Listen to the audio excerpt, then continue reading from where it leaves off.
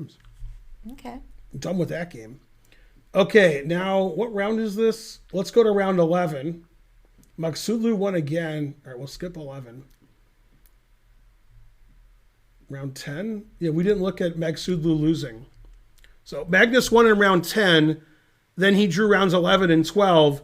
So he can't win the tournament anymore because there's only one round left. But he tried. He failed miserably.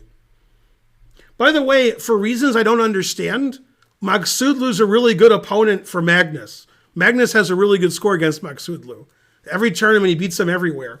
And it sort of reminds me of Kasparov and Shirov. Shirov never beat Kasparov. They played like 40 times. Thanks, Sven Beingold. Are you playing subs tonight? I already did that. So, no, wait a minute. Maghsoodloo's the one, he got his account suspended I believe so. on Lee Chess? I believe so. Did The chat knows more than that than I do. Did he get it back and Magnus plays him? Ah, that's a good one. Yeah.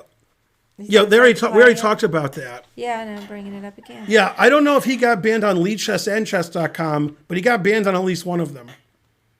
Let's see what the chat has to say. The chat's pretty good at knowing who gets banned on what channels. Yeah, that's the one thing they're good at. Come on, chat. We're counting on you. There's 4,400 of you. Tell us Maghsoodloo stories of being banned. Yeah, because you pointed out that it was okay because Magnus. Thanks, Sven Sven Beingold. So that's why he doesn't care. Sven Beingold delivering. Craft single scare cried. Nobody in the chat has any knowledge of anybody getting banned on any site. Damn. That's fine. He plays him because at least he wins against him. That's true. Yeah, He does so beat it is Maghsoodloo a fine. lot. Okay, so Magnus played QGD, and then they played an exchange variation, which is very common at the top level. Okay, now Magnus did something I'm not aware of. So it's either secret illegal prep or I'm behind the times. Either one's possible. I don't play CD myself, so I'm not familiar. He played H6, which seems unusually timed, but now he played a very strange move. And Maghsoodloo thought a long time and played another strange move. So it was he battle of strange moves. He played Bishop G4. That's a move I'm not familiar with. And if I was white, I would definitely play Queen B3, and then Magnus would sacrifice his pawn, and then I wouldn't take it, and then I would lose eventually. But Maghsoodloo played a very strange move. I would say stranger than Bishop G4, if that's possible.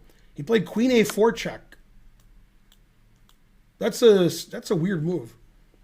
Okay, and Magnus played C6, which he wants to play anyway. Then they started playing normal. Queen doesn't really belong on A4, but all right. And it's weird to play Bishop G4 and H6, because when your pawn's on H7 and you play Bishop G4, typically you want to move your bishop around and trade the white squared bishops. With your pawn on H6, you don't really want to do that because you don't want to play FG, you want to play HG. Yeah, because the pawns will be weird. Yeah. But he played Bishop H5 anyway, so Magnus was in a fighting mood. He wants to get an unusual position and beat his opponent with the black pieces, which is why he likes playing Maghsoodloo. Okay, Queen C2. Now if you play Bishop G6, I simply win a pawn. And Magnus played C5, tried to punish the queen going back and forth and the king being in the center. And if white does play G4 and black plays Bishop G6 and white wins this pawn, the F file's open, the E file's open, there's attack in the center, and the white king doesn't really have anywhere safe to go to because he played G4. So he played G4 anyway because he's Maghsoodloo. Enja does not approve. C takes D4, E takes D4, Bishop G6, and again, Maghsoodloo didn't care. He's trying to refute what Magnus is doing, so he takes twice. And in this position, Magnus played a brilliant move, which I'm assuming Maghsoodloo didn't really look at very much, because it's not a move that would be on my radar right away. Somebody have to tell me there's a brilliant move or I wouldn't see it. And I think black has compensation for a pawn anyway, because white's king doesn't really have anywhere safe to go, and white's not ready to, white hasn't completed development yet. But Magnus took his pawn back right away. Knight takes g4, confusing the audience. And it's not a complicated calculation. If you take the knight, I take the bishop. If you take the bishop, I take back with check. So, okay, he played queen e6 check, and that attacks this bishop. So we must play rook f7, which he did. Now, if you take the bishop, I take with the rook, and I pin your... Actually, I can't take with the rook, because it's illegal. But I should still do it. Damn, I can't do it. I take with the queen, and this position's better for black, because white's pawn structure is all messed up. Not winning, but better. So he took on g4. He took, and we have even material. The f pawn is hanging, and the d pawn is hanging. So those are all the best moves? Yes. And now, in this, yes, those were all best. He once again played the best move, knight f3, attacking the bishop and stopping bishop f2, and the rook is pinned, so you can't take the knight. And the engine says this is equal. Queen f6, the best move. And this should be a drawn ending, but as we all know, Magnus likes to win drawn endings. He loves it. Knight takes, knight c6. Rook d1 is the best, defending d4. Rook e8 check. And knight e3 is a little mistake. He should play king f1. Always play king f1. I don't know why he wants his knight here pinned. That seems like a bad decision.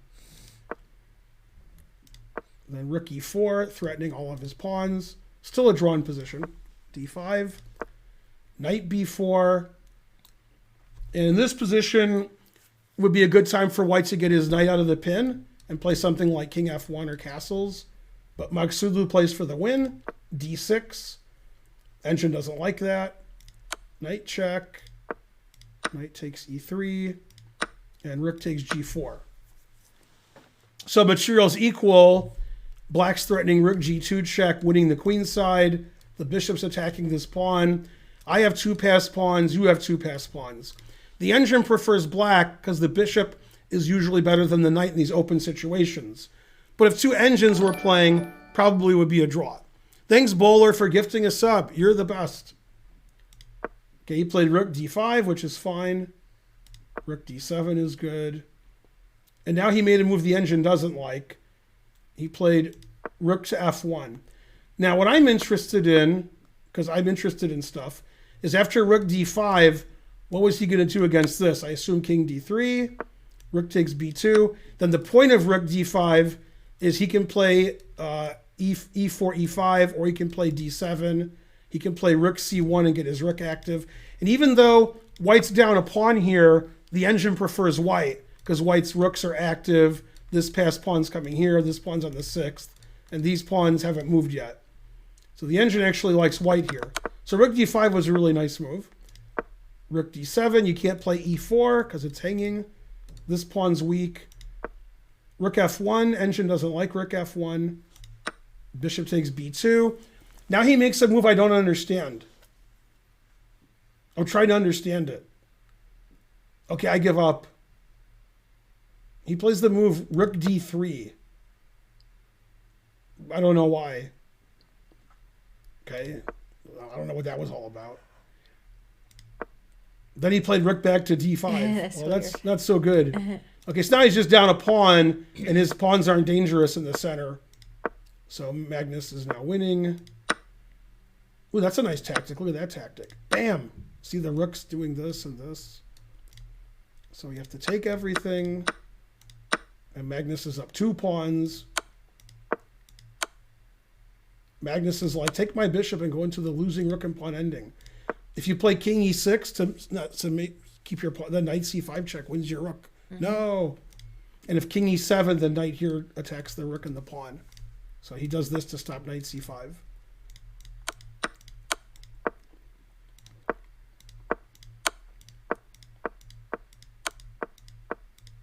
Yay, past b pawn. If you play e5, I play rook e6. Yeah, that's actually what happened. Yeah, this is an important move, rook c5. If you don't play rook c5, you're not going to win. You got to keep the white king away from here. Yeah, right. Now we get a famous position. When the king and pawn get up here, what's that called? It's called something. This has a name. I get what you're saying. I'm trying to think. It was in my lecture on Monday if you attended, which you didn't. Is it the Philidor? Close, that's the other one. Oh, Lucina? Yeah. Yeah, I always get the two reversed. Then he resigned. Yeah, if you move your king somewhere, doesn't matter where. King here, and then this is the quote unquote building a bridge, which I'm not sure why it's called that. And then you block with the rook. So he resigned after here. Oh yeah, I need to go back over all that. So basically, the game was about equal in a very complicated fashion. Then as soon as it got sort of simple, in this position where white's up a pawn and black has compensation, instead of playing something simple like moving your king so it's not pinned anymore, he did lose a pawn anyway, but his d pawn got captured instead of queening. If these pawns had gotten good, it would have been good for white. And obviously Maghsoodloo saw this, but he misevaluated. And I really don't understand the move rook d3. I don't get it. Although to be honest with you, I don't understand rook f1. Rook f1, if you play rook check, I can block. But I mean, that's not... What's that? Very strange way of playing. So basically, until this position, the game was about equal, and then Maghsoodloo just got completely outplayed in the endgame and lost. Just how Magnus likes it. And since then, Maghsoodloo's been winning, and Magnus has been drawing. But still, Magnus has a lot more points.